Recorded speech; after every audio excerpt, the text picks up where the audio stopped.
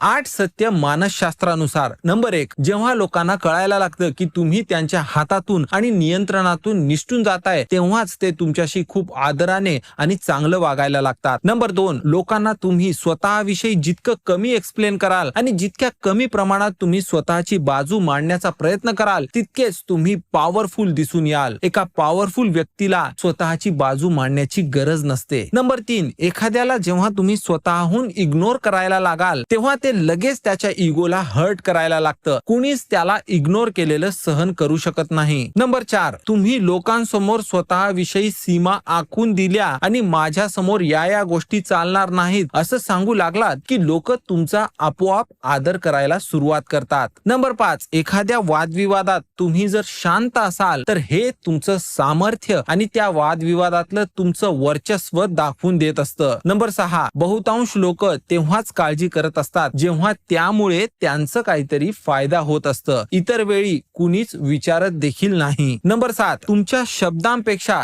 तुमची शांतताच लोकांना जास्त घाबरवू शकते. शांततेतच ते सामर्थ्य आहे जे शब्दातून कधीच मिळवल्या जाणार नाही. नंबर 8, जर लोक तुमच्याबद्दल सगळं काही प्रिडिक्ट करू शकतात, म्हणजेच तुम्ही कसं जगता, काय करता याविषयी सगळा अंदाज लावू शकत असतील, तर अशी लोक लवकरच रिप्लेस केल्या जातात. त्यामुळे तुमची नेक्स्ट स्टेप काय ते कुणालाच कळू देऊ नका.